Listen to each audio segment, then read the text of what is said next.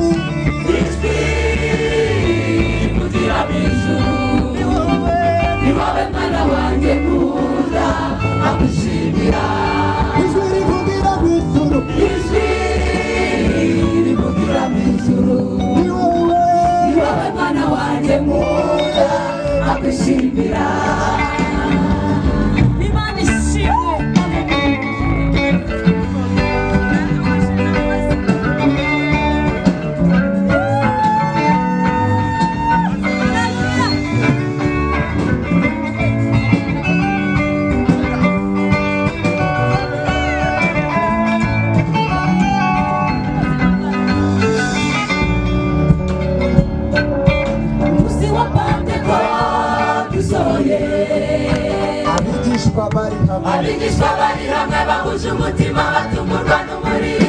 umwuka wera batangira kuvuga mu ndimi umunsi wa Pentekote usohoye abigishwa bari hamwe bahuje umutima batumurwa n'umuriro umwuka wera kuvuga mu ndimi umunsi wa Pentekote usohoye abigishwa bari hamwe bahuje umutima batumurwa n'umuriro umwuka wera batangira kuvuga mu ndimi birahinduka umuntu wese yumvura ururimi wo muri karitsiye aturukamo birahinduka umuntu wese yumvura ururimi iwabo birahinduka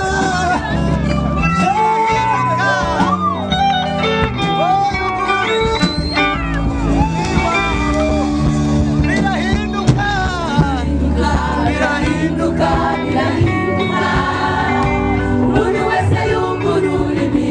rw'iwabo birahinduka umuntu wese yumvura ururimi rw'iwabo birahinduka umuntu wese yumvura ururimi rw'iwabo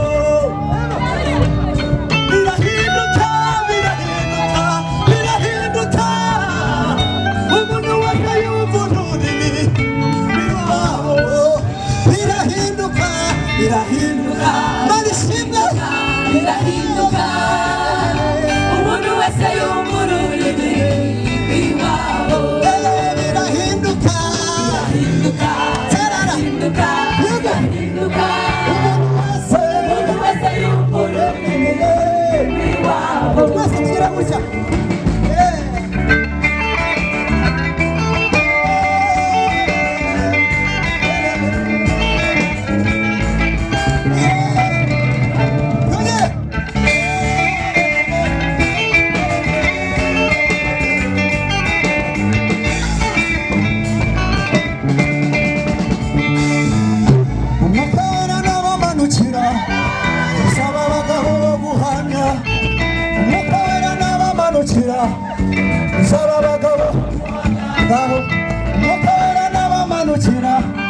Muzaba abagabo guhamya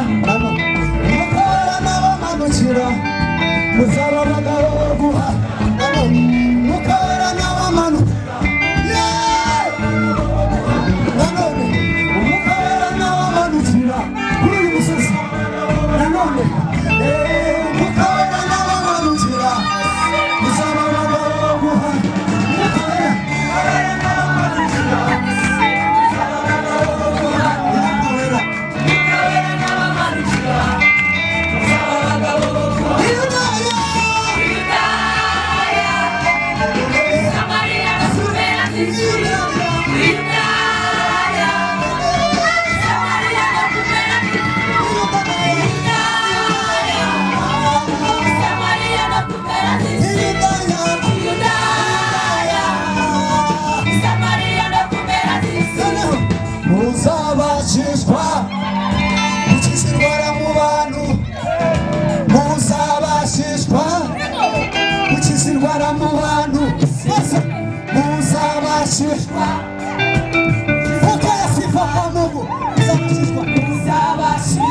buri muntu wese nafate mugenzi we ku rutugu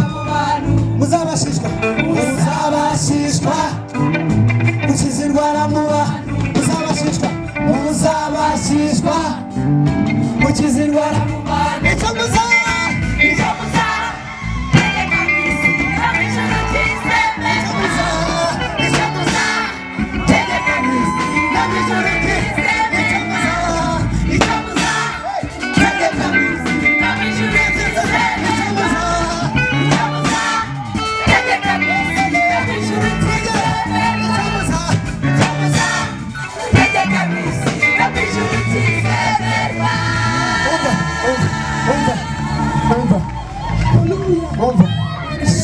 tuzamurira Imana icyubahiro